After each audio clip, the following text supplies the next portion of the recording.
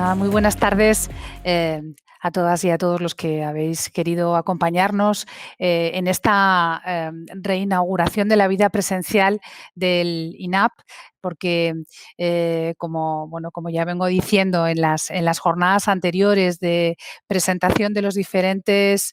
proyectos con sus correspondientes reformas e inversiones del plan de recuperación, transformación y resiliencia por parte de los subsecretarios de los distintos ministerios, que son los responsables además de los instrumentos de planificación que ha sido necesario abordar en cada uno de los diferentes ministerios. Como vengo diciendo, es con esto con lo que se ha inaugurado la vida presencial. Y aunque es muy difícil, porque aunque nos parezca que no ha ocurrido nada, pues han ocurrido muchas cosas y nos hemos acostumbrado de alguna manera a reproducir la vida real en una especie de escenario virtual permanente que luego nos complica muchísimo, inevitablemente, las relaciones humanas, nos hace muy difícil que volvamos a ser los que éramos. Para nosotros en el INAP, el volver a organizar de forma presencial actividades la verdad es que es un paso de gigante y aunque no os lo creáis, nos está costando muchísimo. Muy bienvenida. Muchísimas gracias, Andrea Gabela, subsecretaria del Ministerio de Cultura y Deporte, por haber querido acompañarnos esta tarde en este experimento que forma parte pues de un ciclo de presentación de estas experiencias de distintos ministerios. No están todos, sino que hemos tratado de seleccionar ministerios que fueran muy significativos por alguna razón, o bien porque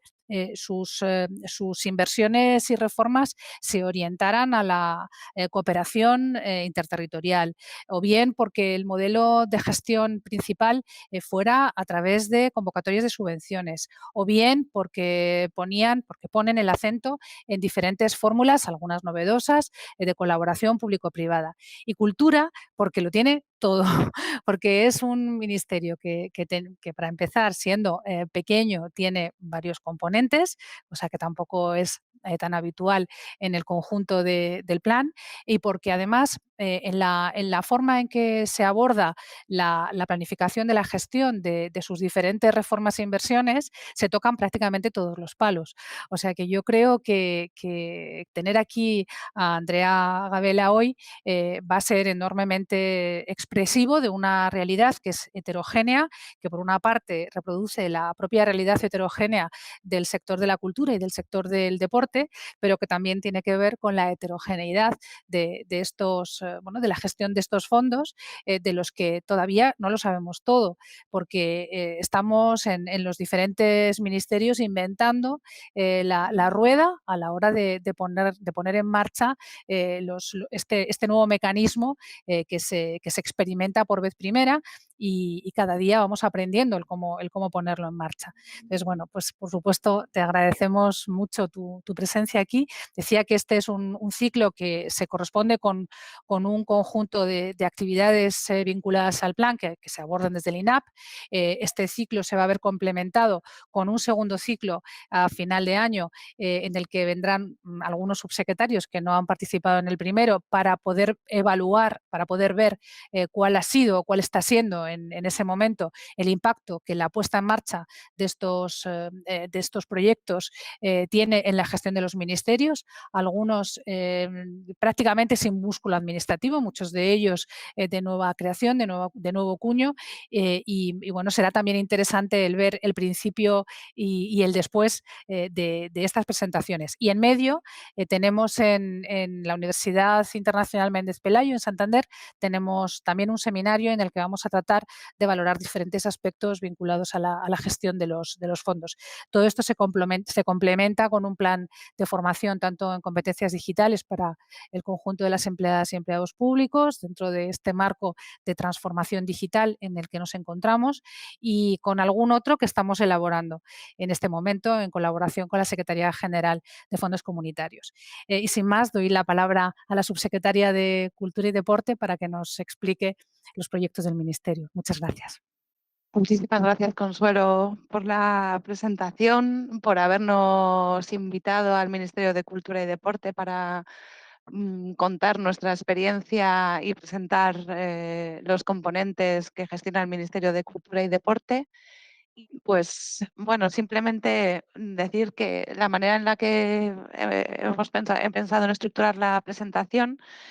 es enmarcar un poco los componentes del Ministerio de Cultura y Deporte en lo que es el plan, el global del Plan Nacional de Recuperación, Transformación y Resiliencia, explicar un poco las premisas sobre las que empezamos a trabajar, que nos habían sido trasladadas desde la Comisión Europea, aunque la propia Comisión Europea y en la Unión Europea estaban todavía definiendo el mecanismo y el modo de ponerlo en marcha. Luego haremos un repaso breve de las reformas, inversiones de cada uno de los componentes, o sea, el contenido de los componentes, para finalizar haciendo un poco referencia al proceso de diseño y a la gestión de los componentes que son de nuestra competencia. Entonces, en ese sentido, pues el plan nacional comprende 10 políticas palanca y la verdad es que el Ministerio de Cultura y Deporte para nosotros es muy importante que se tomara la decisión que una de ellas fuera precisamente dirigida al impulso de la industria de la cultura y el deporte. Es cierto que la cantidad que se nos ha asignado para los tres componentes que integran esa política palanca no, es relativamente pequeña en relación con las cantidades que tienen asignados otros componentes, pero yo creo que el hecho de estar dentro de esas 10 políticas palanca es muy significativo y pone de relieve la importancia que tiene tanto el sector cultural como el deportivo, no solamente en relación con su potencial para generar riqueza y empleo, sino también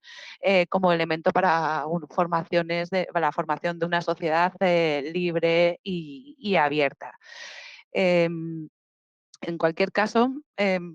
debemos tener en cuenta que nosotros tenemos estos tres componentes que están dirigidos de forma expresa y muy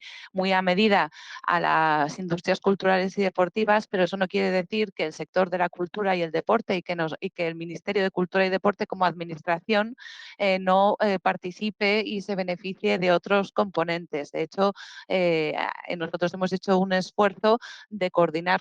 con aquellos otros ministerios que gestionan componentes con los que había sinergias, teniendo en cuenta además que una de las premisas que se nos trasladaba desde la Unión Europea era evitar solapamientos y dobles financiaciones dentro del mismo plan. Y en ese sentido, nosotros creemos que podemos participar en el componente 2, el plan de rehabilitación de vivienda y regeneración urbana. Hay toda una serie de proyectos, aquí están incluidos los proyectos de rehabilitación de edificios de titularidad pública estatal que gestiona en relación con sostenibilidad energética el IDAE, y desde el Ministerio de Cultura y Deporte, de hecho, hemos presentado varios proyectos que esperamos que sean elegibles y nos permitan abordar reformas importantes. Luego, desde luego, por lo que se refiere al sector, además, por supuesto, del componente 3, Administración para el siglo XXI, esperamos todos beneficiarnos también de la formación del INAP y de toda la labor de la SGAD también para mejorar las infraestructuras digitales y tecnológicas. Pero pensando en el sector, también el componente 13 de impulso a la pequeña y mediana empresa y el componente 14 de modernización y competitividad del sector turístico, ambos gestionados por el Ministerio de Industria, Comercio y Turismo, creo que son importantes para el sector cultural, que está integrado en más de un 90% por pymes, con lo cual se podrá beneficiar de todas las inversiones que se han diseñado en ese componente. Y por otro lado, dentro del componente 14 existe una inversión que está dirigida dirigida precisamente a la rehabilitación de bienes de interés cultural para con destino ya sea primario o secundario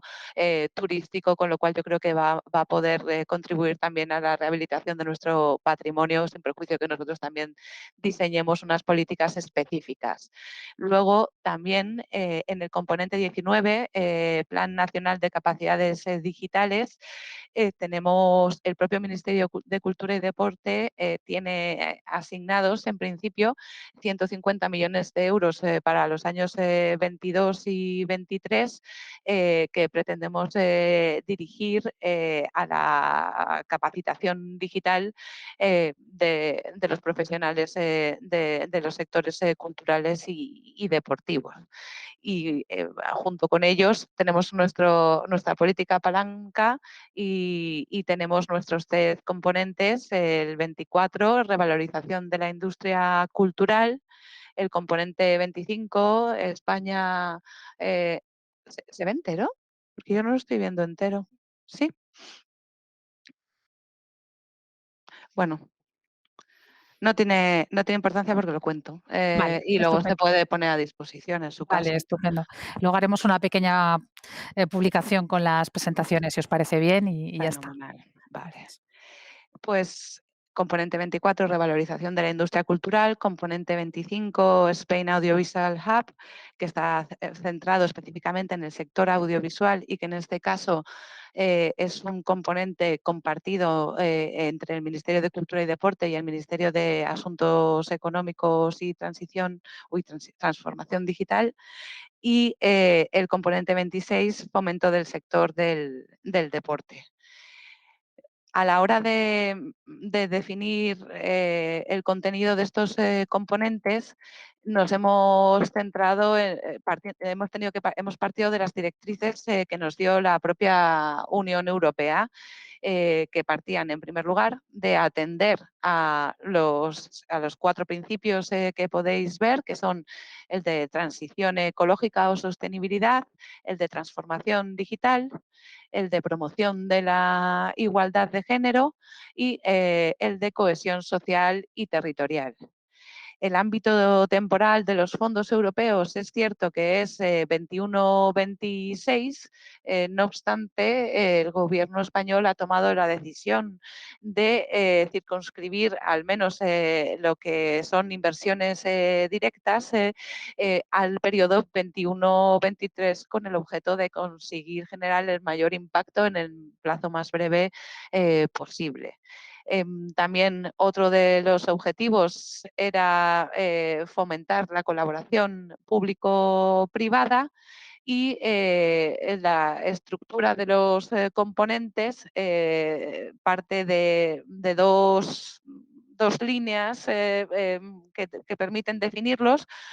Por un lado son los hitos y objetivos, que se trata sobre la base de la definición de unos retos y objetivos de los componentes. Se trata de definir tanto hitos y objetivos finales, o sea, metas a las que queremos llegar que con las acciones que vamos a desarrollar, y también unos de carácter intermedio. La fijación de estos hitos y objetivos no es una cuestión baladí en tanto en cuanto va a ser lo que condicione los desembolsos por parte de la Unión Europea. Y luego, por otro lado, el modo de vehicular, o de conseguir estos hitos y objetivos se articula a través de inversiones directas que implican que implican gasto o a través de reformas de carácter normativo. En el caso de la política palanca novena, como ya os he adelantado, se trata de 3 componentes y representan un total de 825 millones de euros que se descomponen en 325 millones para el componente 24, revalorización de la industria cultural, que comprende los distintos subsectores de la cultura, como el libro, las bellas artes, las artes escénicas y musicales, y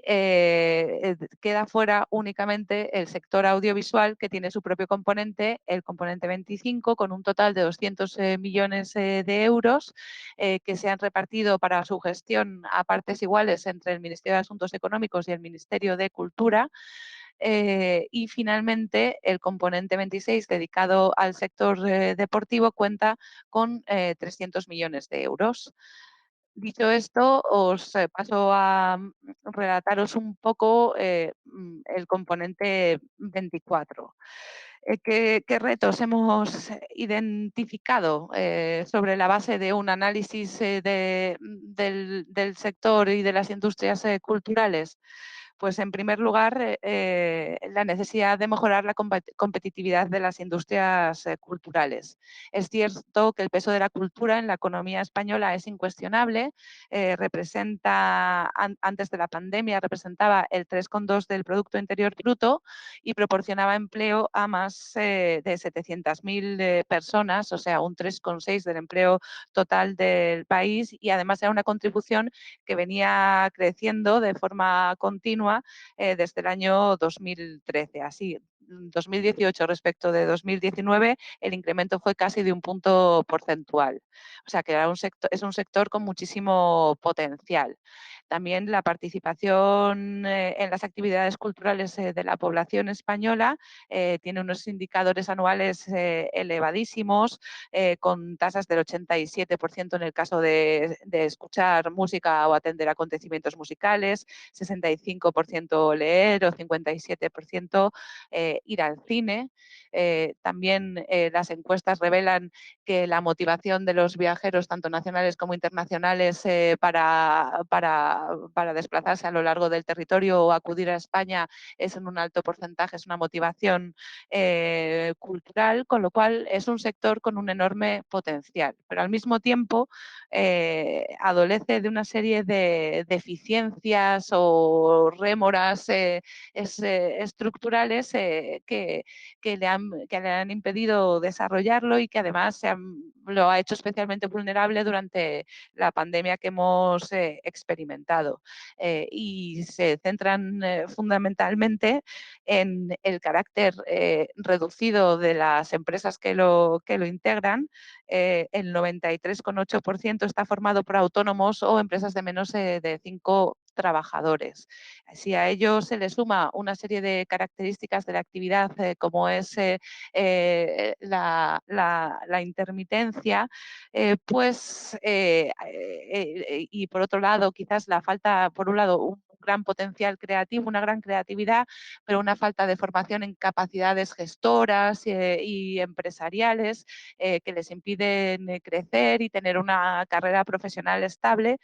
pues sobre esa base hemos entendido que uno de los retos que teníamos que abordar a través de las reformas e inversiones era la mejora de la competitividad de las industrias culturales. El segundo reto que hemos identificado es la necesidad de dinamizar o potenciar la cultura como elemento de cohesión social y territorial. La cultura y los recursos que genera alrededor tienen un gran potencial para conseguir ese objetivo de cohesión social y territorial. Entonces, consideramos que diversificar, consolidar y mejorar la oferta cultural a lo largo de todo el territorio puede contribuir al desarrollo económico no solamente de las grandes capitales, sino de todo el territorio y cumplir con otro objetivo que consideramos que también es fundamental como Ministerio de Cultura y Deporte, que es garantizar y facilitar el acceso a la cultura con independencia del lugar en el que uno se encuentre. Y en relación con esto también identificamos un tercer reto, que es el de digitalización e impulso de los grandes servicios culturales. El Estado, de hecho, es titular de las grandes instituciones culturales que tienen una dimensión no solamente nacional como internacional. Estamos pensando en los dos grandes museos, como el Museo del Prado y el Reina, en la Biblioteca Nacional, en todo nuestro sistema de archivos y registros. Entonces, consideramos que potenciar su digitalización y les permite, como quizás buques insignia, desarrollar una serie de tecnologías que luego pueden extrapolarse a todo el resto de infraestructuras de servicios culturales que existen a lo largo del territorio, como experiencias de visitas en 3D, a museos y cosas similares. Pero también al mismo tiempo esa digitalización con todo ese patrimonio que poseen esas grandes instituciones va a permitir nuevamente facilitar el acceso a la cultura a toda la ciudadanía a través del uso de las nuevas tecnologías sin necesidad de desplazarse. Entonces, estos son los tres retos que hemos identificado y retos que entendemos que tienen que conseguir, que se van a alcanzar satisfaciendo y persiguiendo los siguientes objetivos que podéis ver pues nuevamente digitalización de grandes servicios culturales, actualizar el marco legislativo de las industrias culturales y creativas, ahora lo explicaremos, impulsar el papel de la cultura como elemento de cohesión social y territorial, apostar por la internacionalización, mejorar la competitividad, facilitar el acceso a la cultura y promover la modernización y transformación digital y transición ecológica del sector.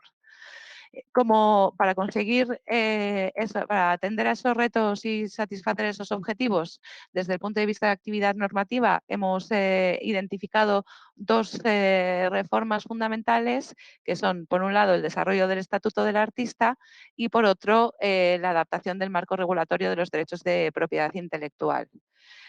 El desarrollo del Estatuto del Artista se trata de un proyecto que en realidad viene ya de tiempo atrás, del año 2018, de un informe de la Comisión de Cultura del Congreso de los Diputados, pero realmente creemos que abordar eh, el régimen de tributación de los profesionales y las empresas del sector cultural, por ejemplo, en el IRPF que atienda a su intermitencia. El régimen de seguridad social. Por ejemplo, hemos visto que ha sido un colectivo, el de los artistas y creadores, que se ha visto absolutamente, ha quedado desprotegido como consecuencia de la pandemia, puesto que igual, nuevamente las características de su actividad hace que con los regímenes ordinarios de cotización no puedan acceder nunca a las prestaciones por desempleo. Queremos atender y regular específicamente esa cuestión. También la mejora de la regulación de contratación laboral y, por último, también la capacitación, o sea, atender a la regulación de las profesiones artísticas y las correspondientes titulaciones. Creemos que todo esto va a contribuir a dotar de estabilidad al sector y a que pueda desarrollar todo su potencial apoyado por las inversiones que vamos a desarrollar. Igual, la segunda de las reformas, la adaptación del marco regulatorio de los derechos de propiedad intelectual, pues el objetivo se realiza en el marco de la transposición de las directivas comunitarias, fundamentalmente la del mercado único, derechos de autor en el mercado único digital, y evidentemente el objeto de esa transposición es garantizar que que toda la riqueza que se genera con los productos culturales vaya al último eslabón de la cadena de valor, que es el propio creador. Y eso es una cosa que tenemos que garantizar más aún en estos tiempos de consumos digitales. En cuanto a las inversiones, hemos diseñado 3 inversiones que se identifican con los retos que hemos identificado. La primera inversión son 110 millones de euros, la segunda 141, la tercera 73. En la primera inversión se comprende, por un lado, una acción que podríamos llamar transversal, que está vinculada, por un lado, a la capacitación en habilidades gestoras y empresariales, que va a gestionar la Dirección General de Industrias Culturales en colaboración con Acción Cultural Española, y va a consistir en una serie de becas para los profesionales del sector cultural para que se formen en esas habilidades gestoras. Al mismo tiempo, también se comprende un proyecto de subvenciones en concurrencia competitiva para aceleradoras de proyectos culturales que tienen por objeto hacer un acompañamiento a aquellos creadores con proyectos innovadores que les ayude a garantizar el éxito del proyecto, tanto en su diseño, igualmente pues eso, en la obtención de financiación, en la implementación, tratando de que ese mentoring y ese apoyo contribuya a el éxito y a que surjan nuevos proyectos. También existen, en este sentido hago aquí un inciso, hay ámbitos que quizás tienen muchos más millones, pero tienen mucho más fácil y se diseña una única acción que tiene capacidad para satisfacer todas las necesidades. En realidad os estoy hablando a compañeros del Ministerio de Cultura y Deporte, con lo cual entendéis perfectamente lo que digo. Dentro del concepto o de la definición de cultura, en realidad existen mundos y subsectores con unas problemáticas, necesidades totalmente distintas. No es lo mismo el sector del libro que el sector de las bellas artes, que el sector de las artes escénicas y musicales o que el sector audiovisual. Entonces, nosotros hemos definido estas tres inversiones, pero es verdad que luego las hemos tenido que descomponer. De hecho, nos preguntó la Comisión Europea, ¿va a ser eficaz esa descomposición? Pues nosotros defendimos que sí, porque es un sector que se compone de subsectores que tienen sus propias características, su propia idiosincrasia, sus propias necesidades y que la única manera de garantizar el éxito de los proyectos era hacerlos un poco, perdón por el anglicismo, tailor-made, a medida en función de lo que queríamos alcanzar. Y entonces, en ese sentido, hay un proyecto muy bonito, holístico, del sector del libro, que comprende toda la cadena de valor, desde los autores,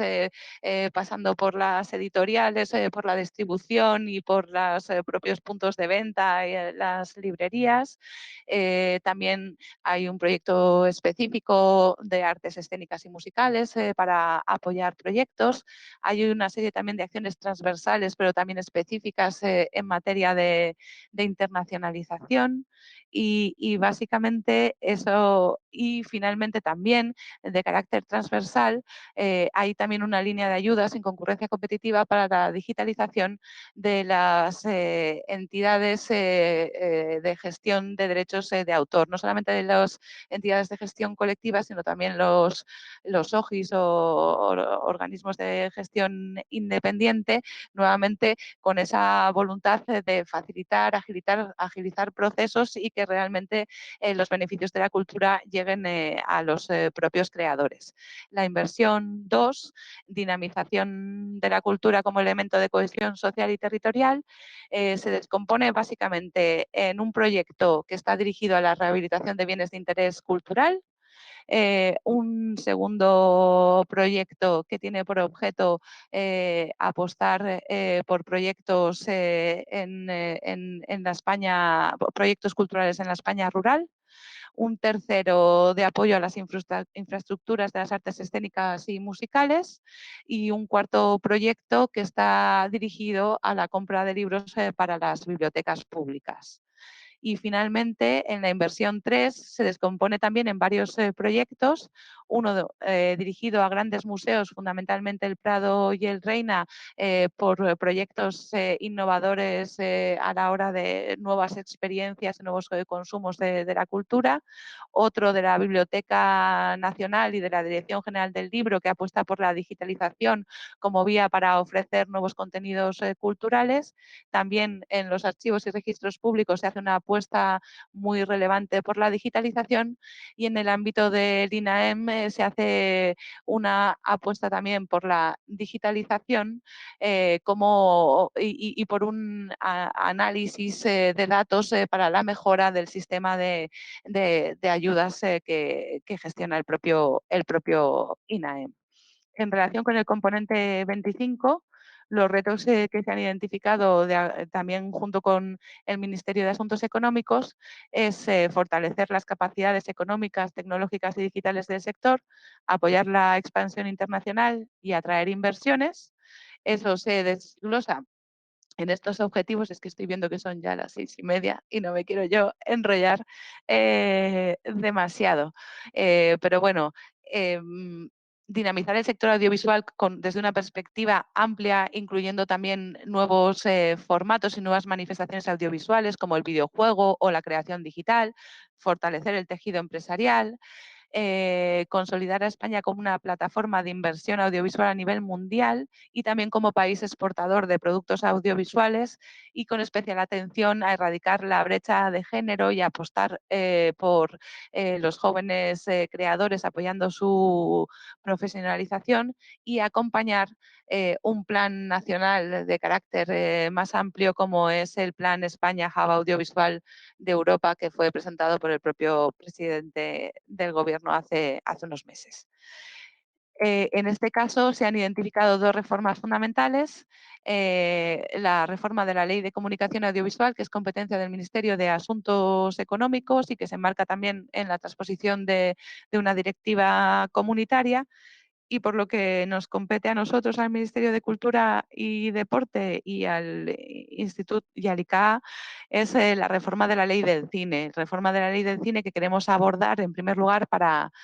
proceder un poco a su actualización y a introducir los nuevos conceptos y formatos que han surgido en el mundo audiovisual, y por otro lado, para optimizar y mejorar las ayudas que gestiona el ICA para la promoción del sector audiovisual. Y en último término, hacer una reflexión, dado que está previsto en la propia norma, sobre su eventual transformación en agencia, como también una herramienta para mejorar la eficacia de su propia gestión. Se ha definido desde el punto de vista económico una única inversión, que es la de modernización, digitalización e internacionalización del sector audiovisual, pero que se desglosa en tres proyectos. Uno de ellos, que es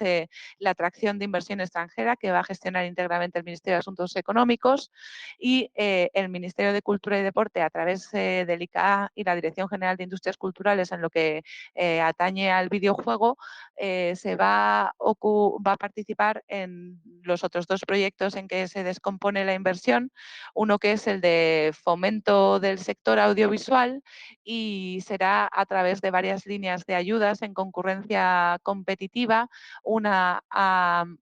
laboratorios de proyectos que acompañen también, al igual que las aceleradoras, todo el proceso de creación y y garanticen el buen fin. Otras ayudas para la creación, para los videojuegos y otros formatos de creación audiovisual, y por otro lado también se prevé reforzar líneas ya existentes en el propio ICA, pero para apostar por lo que consideramos que puede contribuir a la transformación del sector. Esto es una apuesta por la animación, por el audiovisual hecho por mujeres, así como por productos audiovisuales que utilicen I más D más I, y opten por nuevas, e implementen nuevas tecnologías de efectos visuales, etcétera. Y hay un tercer proyecto, que es el de internacionalización, que respecto del segundo, el ICA gestionará 80 millones de euros, el de internacionalización, el ICA gestionará 20 millones de euros, y ese se hará en colaboración con el ICEX, y básicamente se diseñan diversas herramientas para fomentar el consumo y la exportación de los productos audiovisuales españoles en el mercado mundial, con especial atención tanto al mercado europeo como el mercado iberoamericano. Y el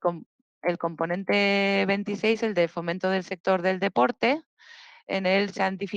identificado 5 retos: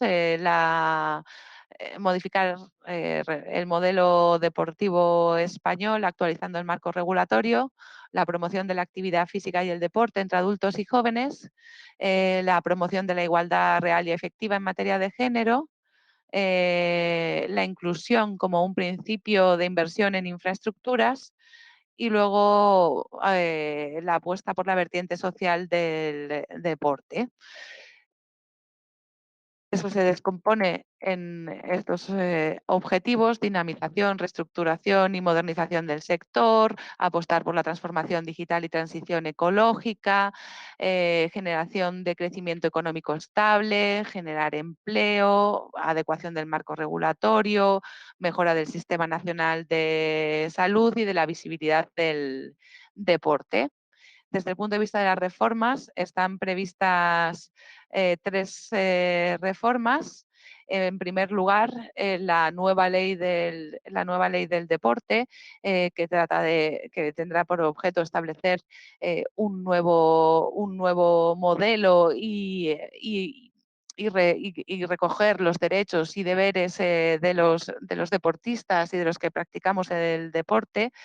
Luego, al mismo tiempo, también la aprobación de una ley de profesiones del deporte, porque hasta ahora existe solo una regulación autonómica, pero se cree que es preciso también tratar de establecer unas bases que garanticen un mínimo denominador común. Y, en tercer lugar, desarrollar una estrategia nacional de fomento del deporte frente al sedentarismo y la inactividad física. Las dos primeras reformas van a venir a integrar lo que también se ha venido a denominar como el estatuto del deportista. Y en cuanto a las inversiones, una primera inversión comprende el plan de digitalización del sector del deporte con 75 millones de euros, que se desglosa en 6 proyectos que van desde la apuesta por la digitalización de las federaciones, por crear unos nuevos sistemas de identificación y obtención de licencias deportivas, por el uso de la inteligencia artificial en relación con la medicina deportiva, entre otras cuestiones. Un plan de transición ecológica de instalaciones deportivas, con especial atención a los centros de alto rendimiento, pero también a otra serie de instalaciones. Y el plan social del sector del deporte, que va a apostar, entre otras cosas, por la promoción del deporte femenino. Tiene otra serie de inversiones destinadas al deporte inclusivo, y también tiene todo un proyecto dirigido a la apuesta por la internacionalización del deporte español. Y bueno, ya para finalizar, entro en la última parte de la ponencia, que es un poco hablar sobre el diseño y gestión de los componentes. Pero en todo caso, antes de entrar en eso directamente, sí quería hacer una referencia a la cogobernanza. Nosotros, como Ministerio de Cultura y Deporte, tras una reflexión importante, pero bueno, también siguiendo las directrices que hemos recibido también de la propia presidencia del Gobierno, hemos querido dar participación y que de los fondos se beneficien a las comunidades autónomas en la gestión de los fondos, lo cual también tiene que ver con que una de las inversiones que nosotros hemos diseñado precisamente busca la cohesión social y territorial. Entonces, para nosotros ha sido todo un reto, porque el Ministerio de Cultura y Deporte no es un ministerio que haya gestionado, que haya procedido a transferir fondos a las comunidades autónomas. Creo que, a mí me corregís los que sois más antiguos, pero yo creo que es la primera vez que se hace una transferencia de fondos en conferencia sectorial. Y ahí la verdad es que ha sido un esfuerzo enorme por parte de todo el Ministerio. Desde luego el gabinete técnico de la subsecretaría, pero todas las direcciones generales del Ministerio, el INAEM, el ICAA, y especialmente la Dirección General de Industrias Culturales y la Subdirección General de Cooperación con las Comunidades Autónomas, que junto con nosotros está realizando la coordinación. Hicimos una comisión una comisión sectorial inicial para presentar nuestra propuesta y luego ha habido numerosas reuniones por parte de todas de las diferentes unidades para explicar los diferentes proyectos y la semana que viene tenemos prevista la conferencia sectorial para cerrarlo y ya ir a la autorización de Consejo de Ministros y finalmente a la conferencia sectorial. Yo creo que hemos sufrido, vamos por muy buen camino y eso es gracias a la labor y a la colaboración de todos. Y finalmente, como podéis ver, pues el 46% de las inversiones correspondientes al departamento en los componentes 24 y 25 se gestionarán a través de las comunidades autónomas. Nada nos hubiese gustado más que poder dar también participación directa a las entidades locales. Pero la verdad es que, dadas los plazos tan breves en los que nos tenemos que mover, tanto para diseñar como para ejecutar, resultaba, y dado que las cantidades de las que disponemos no son tan elevadas, resultaba materialmente imposible, lo cual no quiere decir que los destinatarios de las inversiones no vayan a ser las entidades locales y está previsto que tanto teatros y otras instalaciones culturales de titularidad pública, desde luego local, o bienes de interés cultural de titularidad local puedan beneficiarse de las ayudas que vamos a dar. Y ya refiriéndonos al instrumento o a la planificación, se tomó la decisión que la coordinación de los componentes cuya gestión corresponde al Ministerio de Cultura y Deporte se hiciera desde la subsecretaría y así se ha hecho desde la subsecretaría, el gabinete técnico, todas las subdirecciones que dependen también de la subsecretaría, personal, gestión económica, la SGT, y en estrecha, necesaria, ineludible y colaboración, no solamente con la Secretaría General de Cultura y sus tres direcciones generales, sino muy directamente con los organismos autónomos INAEM, ICAA y Consejo Superior de Deportes, pero también con participación de otros como la Biblioteca Nacional y otros organismos públicos como el Museo del Prado y el Reina Sofía. Nosotros hemos sido muy inclusivos y hemos dado cabida en el plan, yo creo que prácticamente a todo el Ministerio, a todos sus organismos públicos dependientes. Y bueno, pues ha sido difícil. Yo creo que esto es un sentimiento, yo trato de decir cuando hablo de que es un sentimiento compartido por todos los que hemos sufrido los ministerios en silencio, de vez en cuando lo hemos compartido con otros porque los tiempos de elaboración del plan han determinado que tuviésemos que diseñar los componentes antes de haber recibido las correspondientes instrucciones sobre qué conceptos, qué actuaciones eran elegibles, cómo se iba a gestionar, pero bueno, eso también venía determinado porque ni siquiera la propia Comisión Europea lo había tampoco definido. O sea, los reglamentos se aprobaron mucho después de que nosotros empezáramos a trabajar y la experiencia que tenemos y las comunicaciones con el Gabinete de Presidencia del Gobierno, que es quien ha llevado la negociación de los componentes con la Comisión Europea, es que la propia Comisión Europea ha ido también evolucionando, cambiando de criterio, pero yo creo que estamos, al menos en la negociación con la Unión Europea, estamos cerca de llegar al final. Luego, Adintra, pues hemos trabajado efectivamente con el Gabinete de Presidencia del Gobierno y con el Ministerio de Hacienda, fundamentalmente Secretaría de Estado de Presupuestos y Gastos, cuando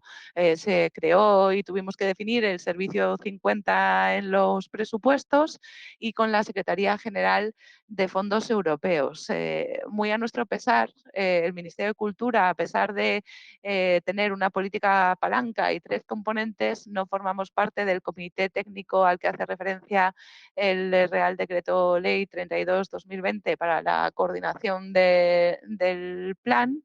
pero bueno, yo creo que la buena voluntad por nuestra parte y por parte del Ministerio de Hacienda nos permite, y de otros compañeros con los que hablamos, nos permite salvar esa dificultad. Yo creo que también con el Ministerio, con la Secretaría de Estado de Presupuestos y Gastos y con la Secretaría de Estado de Política Territorial y Función Pública, hemos hecho un primer instrumento básico de planificación en el que también se nos ha preguntado por nuestras necesidades de recursos humanos, y en ese sentido pues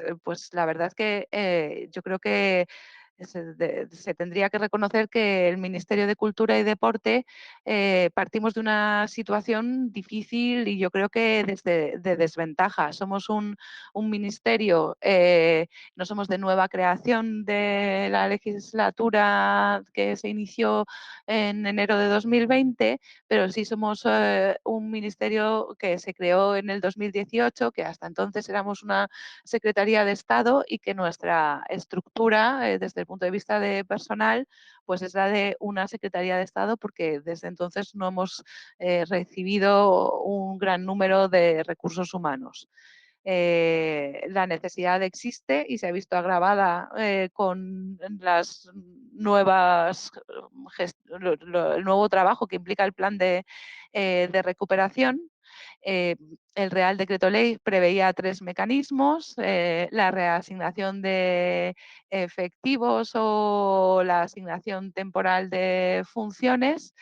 Pero bueno, como partimos de una situación precaria, pues es que la reasignación de efectivos no tiene sentido, porque si lo mueves de un sitio, pues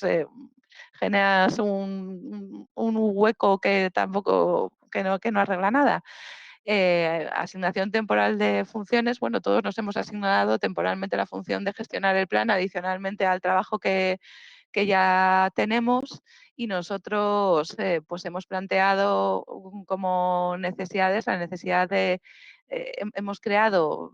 pero con los que ya estábamos en la subsecretaría y en el gabinete técnico de la subsecretaría, una unidad centrada en el plan. Hemos creado vías de comunicación pues con la intervención delegada, con la abogacía del Estado, con todas las restantes direcciones generales, y hemos planteado la necesidad tanto de reforzar la subsecretaría para la coordinación, pero desde luego cada una de las unidades que van a gestionar, porque será más o menos dinero, pero todo supone contratos, nuevos, o sea, nuevas licitaciones, nuevas líneas de subvenciones, transferencias a comunidades autónomas, la celebración de convenios, su seguimiento.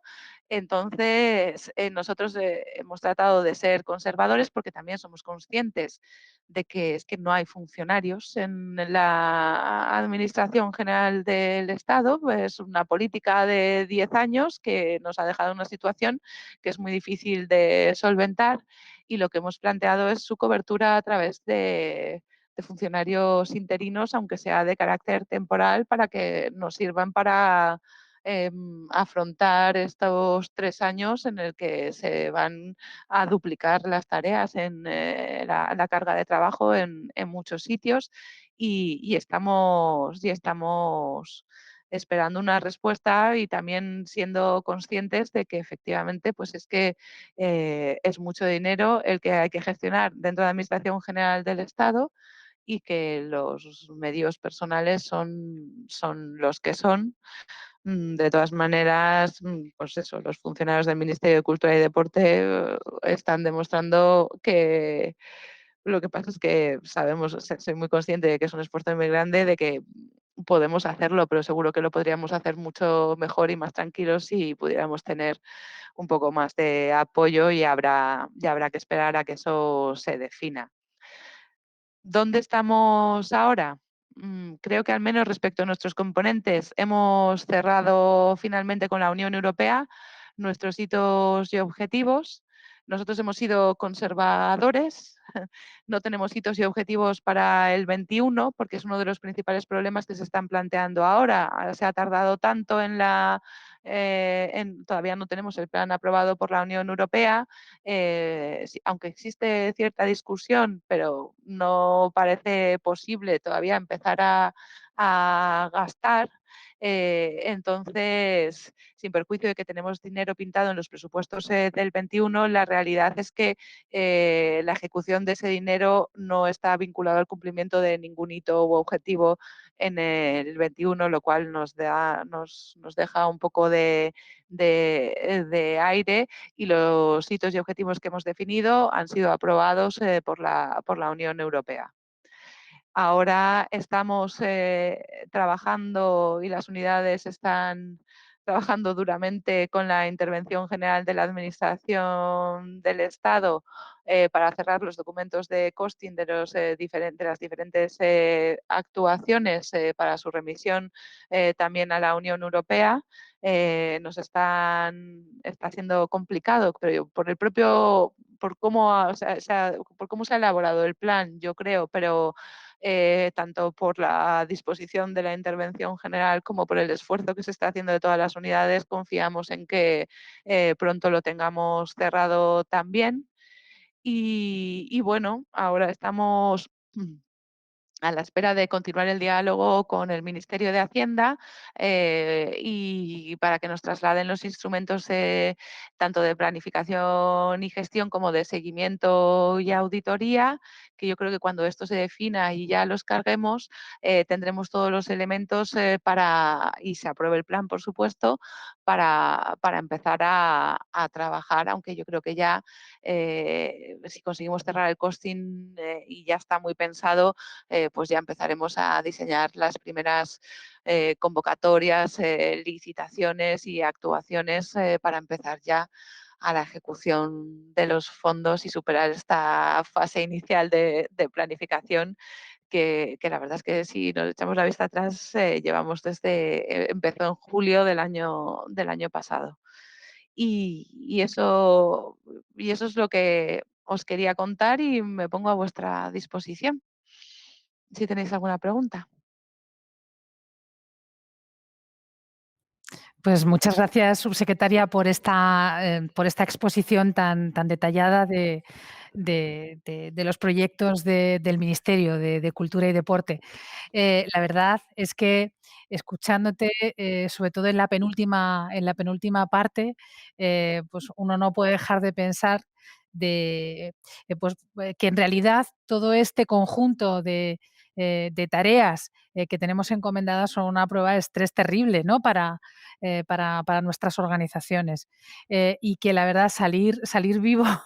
de esta prueba de estrés, y bueno, y de momento se va saliendo, lo que demuestra en el fondo es su fortaleza, ¿no? Y la fortaleza de las empleadas y empleados públicos que incrementan su carga de trabajo de la manera en que la están incrementando, a la espera bueno, de que pueda ir resolviéndose a través de estos instrumentos de planificación la forma en que va a venir un apoyo adicional, ¿no? En cualquier caso, y es una reflexión que hacíamos en jornadas anteriores, y además os lo recuerdo, tenéis un papel encima de la mesa por si alguno de vosotros quiere formular alguna pregunta a la subsecretaria para los minutos que quedan, ¿no? Del tiempo que habíamos previsto dedicar a esta actividad. Mientras tanto, pues simplemente recordar una reflexión que hacíamos los días anteriores con otros subsecretarios que te han precedido. Y es que, la verdad, los instrumentos de planificación, en muchos casos, en algún ministerio, han servido, entre otras cosas, para plantearse las prioridades de cada ministerio. Bueno, los recursos que se tienen son limitados, los recursos humanos que se tienen son limitados, y además, atendiendo a la pura demografía en curva decreciente, es decir, dado que el número de jubilaciones que se van a producir en los próximos 10 años, pues va a ser muy difícil compensarla, aunque sea con ofertas de empleo masivas, como están planteándose. Entonces, algún ministerio sí se ha planteado repriorizar su actividad. Es decir, no solamente hacer un montón de cosas más, que es lo que viene dado por este diseño de proyectos con cargo a los fondos europeos, sino quizá dejar de hacer algunas cosas que se vienen haciendo desde hace mucho tiempo. ¿Ese es uno de los planteamientos que se han hecho desde el Ministerio o no es posible hacer ese planteamiento a fecha de hoy?